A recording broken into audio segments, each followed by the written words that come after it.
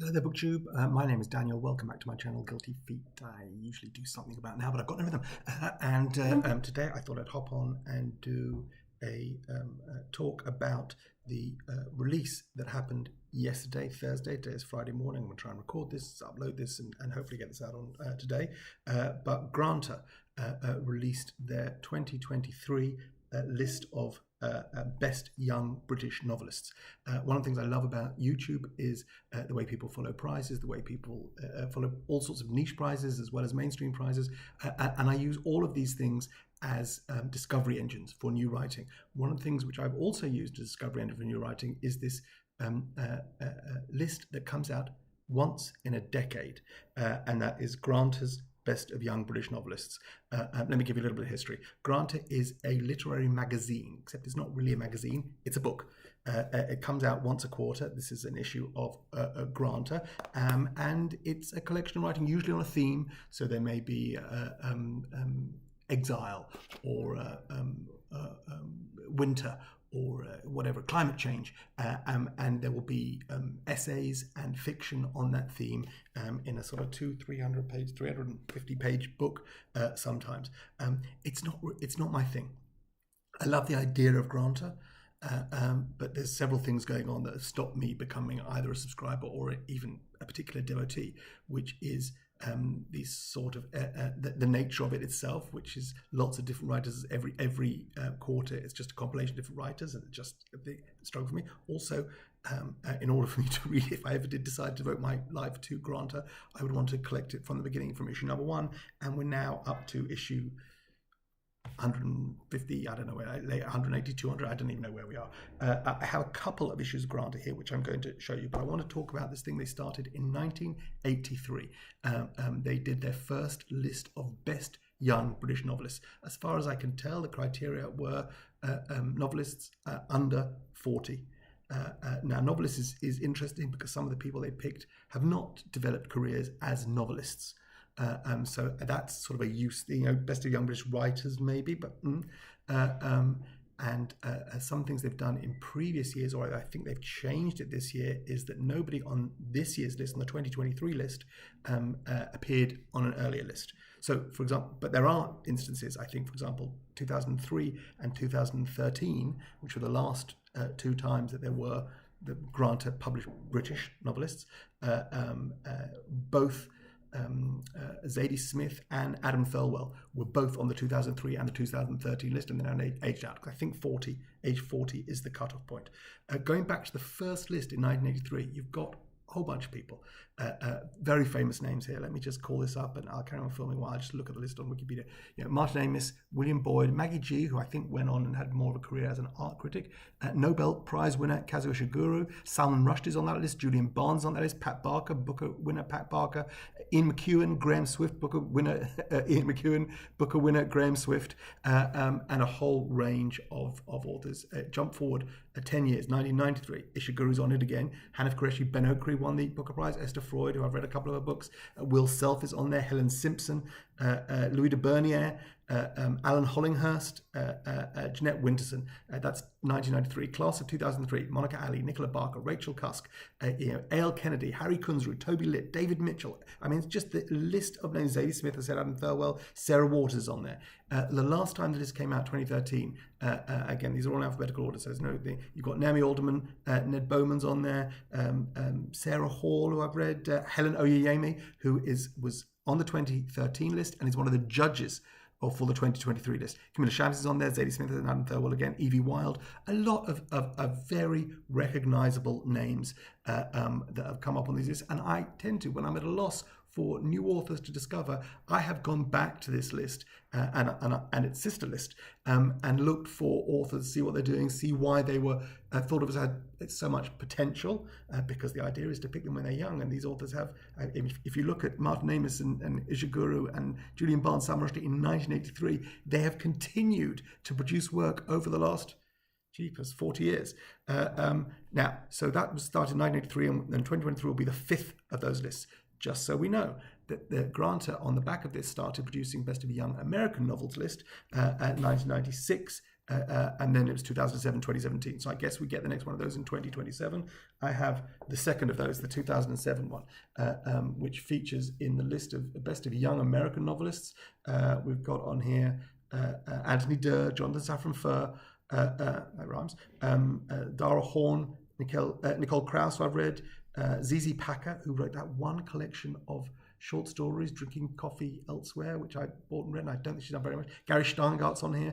Karen Russell, a lot of big names there. 2017 saw Emma Klein, Joshua Cohen, who won the Pulitzer for the Netanyahu's, Rachel B. Glazer, who I picked up once. Lauren Groff is on there, Yaa Gyasi, Ben Lerner, Anthony Mara were all on the 2017 list. Granta also did a Best of Young Spanish language novelists, and Spanish language, I guess, rather than Spanish, in 2010 and 2021. Most of those names are unfamiliar to me, but might be worth checking out. They did a Best of Young Brazilian Novelists in 2012. They don't seem to have done 10 years after that. But what I want to talk about right now is the Best of British Novelists. I have the 2003 list here, which I said has got, and I picked these up in a second-hand shop for very little price, the two of these, and I haven't gone through them because. So what they do is they go through each of the people nominated and extracts from either a work that's published or a work to come. Yeah, that's the other interesting thing about these lists, is that sometimes they pick names that haven't published yet. Granta is, there are rules, and I printed out the press release, which you can find, and I'll link to all the details from Granta's own site. But what I want to do is take you through the list, put all these names out into the ether, show you the books of the people in the 2023 list that I've already read, and let's think about how we go about exploring the potential of these authors. And I will definitely be using this list over the next 2, 3, 4, 5 years to explore these authors, because I kind of think Grant is a cool thing, even though I'm not dedicated. I just think it's a great idea to focus on young British novelists and surface names. Okay, let's dive in. Okay, so first of all, the judges. The judges are Tash Orr, who I haven't read. Rachel Cusk, who is a BookTube favourite, was one of the judges this year, and she was named in 2003. She was on the list. Helen Oyeyemi, as I said, is a judge, and she was named in 2013 as one of the best. And then you've got Brian Dillon, a critic, teacher, and editor whose work appears in Granta, The Guardian, blah, blah, blah. Director of the creative writing programme at Queen Mary University of London, my alma mater, Westfield College, was now Queen Mary. Then Sigrid Rousing is the editor and publisher of Granta, so she also has it. So 5 judges, and these are the names they come out with. Some of these familiar to me, some of them I've read, many of them I'd never heard of. So let me take you through. First one, Graham. I'm going to do some reading this. I hate doing this. This is not reading blurbs. This is giving us some background. Graham, Graeme. I had a friend at school as well, Graham that way rather than H-A-M-E. Graham Armstrong, multi-award winning, best-selling author from Airdrie. His debut novel, The Young Team, published in 2020, was a Sunday Times bestseller. It won the Somerset Maugham Award, and Betty Trask was the Scots Book of the Year in 2021. Graham Armstrong, I don't know. I haven't read The Young Team. I don't think I've heard of Graham Armstrong before now. If you have, please let me know. Next, these are all alphabetical, what I said. Jennifer Atkins, born in London, where she's currently based. Her debut novel, The Cellist, was published in 2022. Did anyone read The Cellist by Jennifer Atkins? It was enough to get her on this list. Next up, Sarah Bohm, the author of 3 novels. Spill, Summer, Falter, Wither is the first one, A Lie Made by Walking, 7 Steeples. Born in the UK, lives and works on the south coast of Ireland. So I read Spill, Summer, Falter, Wither, which is Spill, Simmer. It's like spring, summer, fall, winter. Those are kind of homonyms for that. And this was a very isolated book about a man and his dog, and kind of beautiful. I really enjoyed this, but as I said at the top, it was on the shortlist for the Costa First Novel Award in 2015. So I read this, I liked it, but I haven't gone back and read her next one, A Line Made by Walking, and then 7 Steeples, which I know in a book of non-fiction. So I haven't read more by Sarah Bohm, but I remember really, really liking this. Next up on the list, Sarah Bernstein is from Montreal, so I don't quite know how she becomes best of young British novelists. Maybe did they say something about it being English language novelists? No, it says the new list. For the first time, it includes authors who normally reside within the UK alongside British citizens. A number of writers explore their own work. The list is no longer centred in London, dispersed across the UK, often about remote locations. The writers originate from Sydney, Montreal, London, Edinburgh, the Isle of Lewis, North Lanarkshire, Cardiff, Birmingham, Newcastle, Lancashire, and New Zealand.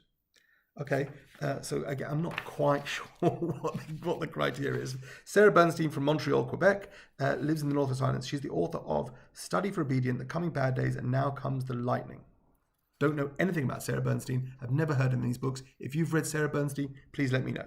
Next, Natasha Brown, a British novelist. We know Natasha Brown. 2019 London Writers Award Fellows, blah, blah, blah, blah. Assembly was her debut novel. Well, novella, I mean, it barely scrapes 100 pages, if I remember. Yeah, 100, 104, 103. Yeah, I like this. This got a lot of buzz. I think some of the buzz was around the fact that it's short and accessible. I didn't think this was everything that the buzz suggested, but I liked it, and unsurprising to see someone like Natasha Brown. This is the right thing. It was the right book at the right time, and she's building up these credentials as everyone wants to see what Natasha Brown does next. Now, it may not be, based on reviews, based on if she decides to come out with a 900-page oral history of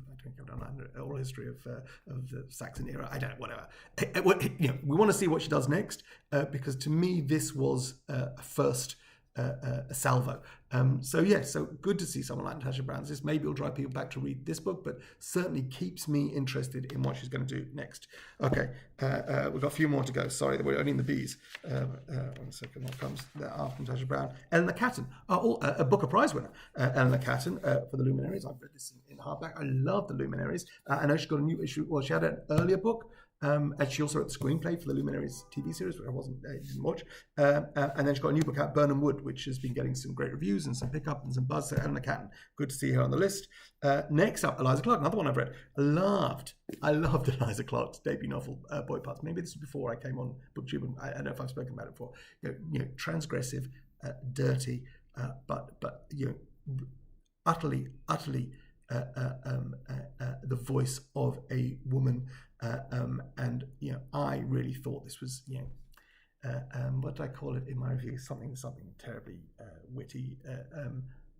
Holden Caulfield for the Fleabag generation, I think, is how I described the main character Irina in this. Really, really love Boy Parts. I gave it 5 stars. One of the best debuts I've read in the last decade. Certainly. She has a new novel out this year called Penance, which I'm excited to read because I'm very much impressed with Eliza Clark. Born in Newcastle upon Tyne, this was the first novel, and second novel out this year, exactly. It's coming out in July this year, called Penance, so look out for that. And there'll be a short story collection after this, after that, called She's Always Hungry. Okay, great. Then we got Tom Crew, who I don't know at all. Born in Middlesbrough in 1989. That makes him 20 years younger than me, bastard. He has a PhD in 19th century British history. Okay.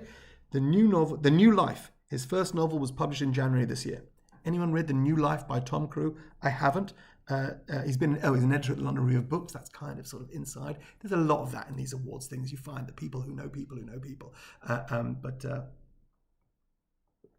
It's just the nature of these things. I don't think that should count against Tom Crew in any way. If anyone's read The New Life by Tom Crew, which came out in January, I'd like to hear it. The book definitely recreates Victorian England, a stylish and richly textured exploration of sex and social mores. So far, so Michelle Faber. Okay, it's Tom Crew. Next up, Lauren Amy Curtis, born in Sydney in 1988, the author of Dolores, Dolores, Dolores. Short, I wonder if that's anything to do with Lolita. Shortlist of the Readings Prize, the UTS Glenda Adams Award, chosen New Statements Book of the Year. Doesn't say which year that book came out. And I had never heard of it. I've never heard of Lauren Amy, Aimee. I'll put a list of everything. See, I'm spelling names out to you. Curtis, don't know that. It sounds interesting. Next up, Camilla Gradova, the author of The Doll's Alphabet and Children of Paradise. Don't know either of these books or the name of that author. Anarchic and often inexplicable short stories. Short stories. I love people's. See, that's why they call it Better British Novelists. But sometimes it's all about potential. So sometimes they've only published short stories. Sometimes for a young author, that's a way to get published because they've been publishing short stories in standalone in magazines and literary endeavors all over the world, and they pull them all together. That's the first book release, and that sort of is a way into a mainstream publisher, even though nobody reads short stories. So that's Camilla Gradova. She lives in Edinburgh. Great. Isabella Hamad, the author of The Parisian and Enter Ghost. Don't know either. No, Exit Ghost was a Philip Roth book. She was awarded the Plimpton Prize for Fiction, the Sue Kaufman Prize of the American Academy of Arts and Letters, the Palestine Book Award, and the Betty Trask Award. She received fellowships from McDowell, the Rockefeller Foundation, and the Lanham Foundation. Invested in the rhythms of history and politics, her writing is erudite, searching, and full of feeling. Isabella Hamad, The Parisian, Enter Ghost. Anyone read either? I think I did look up Enter Ghost recently. This name is now familiar to me.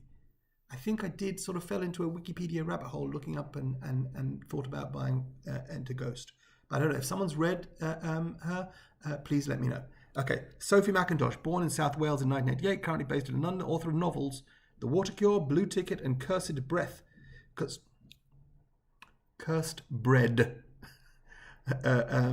She was longlisted for the 2018 Man Booker Prize for The Water Cure. I don't remember that at all. Was I looking at the long list in 2018? I mean, maybe, but I probably wasn't. I don't know. I was definitely invested in the short list for the Booker Prize 2018. I don't remember Sophie Mcintosh. I don't remember The Water Cure. If someone's read Sophie Mcintosh, please let me know. Next up, Anna Metcalfe, writer and lecturer of creative writing at the University of Birmingham. Her story collection, so short stories Blind Water Pass, published in 2016, and her first novel is coming out in May 2023 called Chrysalis. Anna Metcalfe with an E on the end. Thomas Morris is next on the list, born and raised in Caerphilly, South Wales. His debut story collection, We Don't Know What We're Doing, won Wales Book of the Year, the Rhys Davies Trust Fiction Award, and a Somerset Maugham Prize. We Don't Know What We're Doing Here by Thomas Morris. Somehow, this must have come on my radar, and I picked this up in 2016, and it was a short story collection that was very, very Welsh. Shout out to Kieran at KD Books for all things Welsh. Kieran, have you read Thomas Morris? Do you know anything about this? Do we know whether the Rhys Davies Trust Fiction Award tends to pick winners? Second book of stories will be published in 2023. Oh, so this is the only thing he's published, and I've read it. I'm on top of the list. Thomas Morris is on this list. What else have we got? Derek Owusu. I haven't read Derek Owusu, the editor of Safe on Black British Men Reclaiming Space, and the author of That Reminds Me, which was awarded the 2020 Desmond Elliott Prize, and Losing the Plot. He's associative, experimental, and deeply poetic. His writing has a delicate edge, lending a lyrical veneer to his poignant fictionalizations of British Ghanaian culture. I'm definitely here for it. I just haven't read any Derek Owusu. Owusu. Great. Next, Kay Patrick. And I saw this. I don't have it in this thing, but I saw the all the author pictures as well. A lot of women on this prize. Kay Patrick, I believe, is non-binary. So K, capital K, Patrick is the last name. A writer based on the Isle of Lewis. I don't know where the Isle of Lewis is. I'm really sorry. Shortlisted for the White Review Poetry and Short Story Prize. Runner-up in 2020 for the Ivan Duritz Prize and Laura Kinsella Fellowship. Their debut novel, Mrs. S, will be published in June 2023. So this is what I love about this list. That this is a new to me, but new to everyone, a non-binary British novelist who hasn't published a novel yet. So I'm very excited. Now I will now be following when the reviews come out. When maybe this person will disappear into utter anonymity, but maybe I'll be. Now that I've heard about this, I'm going to be reading, the reviews come up, there's a million publications, and I read reviews, not of every book that I see being reviewed. But when I see Mrs. S being published and reviewed by Kay Patrick, I'm going to think, and that might be the start of something that I may or may not like the review, it may or may not prompt me to buy the book. But I love this as a discovery engine.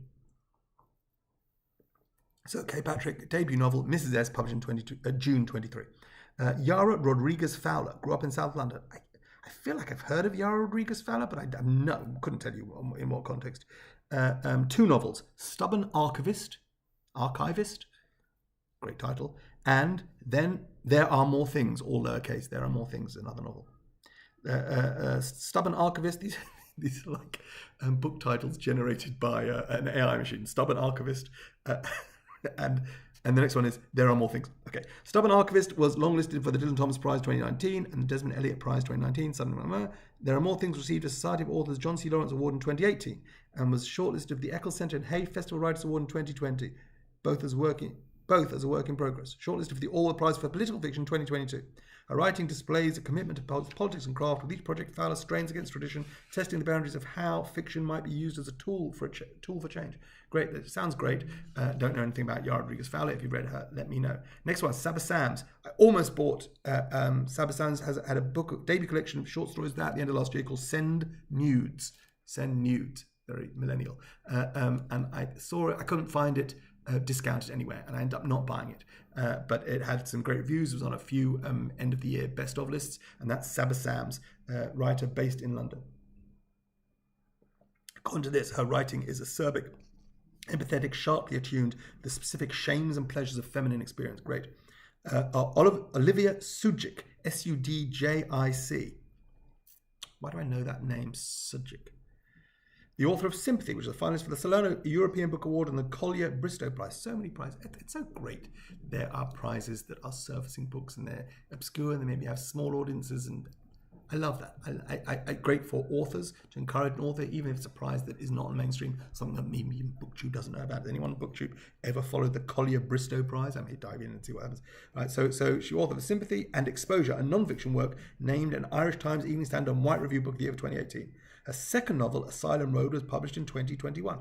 So maybe I've seen her name somewhere. Maybe I've seen these books if I've been in a store, but I don't know anything about Olivia Sudjic. So this is a great way of surfing. There are 2 books already published, and she'll have more out, I'm sure, in the future. Next up, Ely Williams. I don't know if this is pronounced Ellie or Ely. E-L-E-Y is how she writes her first name. Works at Royal Holloway, University of London. So again, that's within that academic. Well, this is the last on this, by the way. Alongside a novel and collection of short fiction, her writing is published in journals, blah, blah, blah, blah, blah, blah. Okay, so I read the first collection, short stories, a trib with a period at the end.